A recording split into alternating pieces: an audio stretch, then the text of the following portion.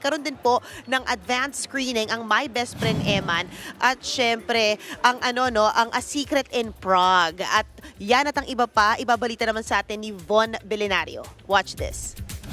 Present ang ilang cast ng dalawa sa mga inaabangang kapatid serye na A Secret in Prague at My Best Friend Eman sa special preview ng kanilang palabas sa isang mall sa BGC. May special appearance sina Enrique Hill, Cedric Juan, Mark Ian at Quinay na kinuwentong experience working sa Prague.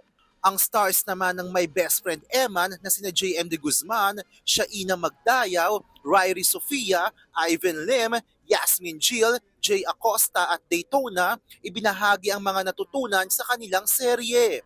Kinamusta rin nila ang mga advertiser at industry partner na pinanood ang first 2 episodes ng upcoming shows.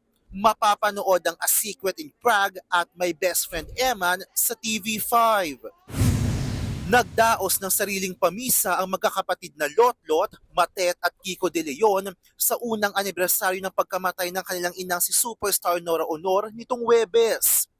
Hindi sila dumalo sa ginawang pamisa ni Ian De Leon sa libingan ng mga bayani kung saan nakalagak ang labi ng superstar at national artist.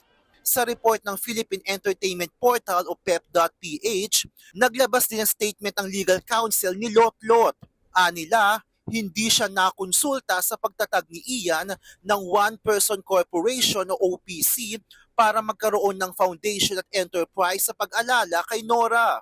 Hindi rin daw totoong sinabi ni Ian na siya lang sole heir ni Nora at kasama ang mga kapatid niya sa pagpaplano sa pangangasiwa ng mga naiwan ng kanilang ina. Sa pagkakaalam daw ni Lotlot ay walang last will and testament ang kanilang ina na nagtatakda ng solong tagapagmana.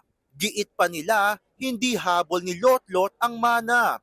Nagdesisyon daw siyang lumayo sa issue matapos daw kunin ni Ian ang responsibilidad sa lahat ng legal na usapin tungkol dito. Sa ngayon, wala pang sagot si Ian sa issue. Mga kapatid, ako si Von Belenario para sa 1PH.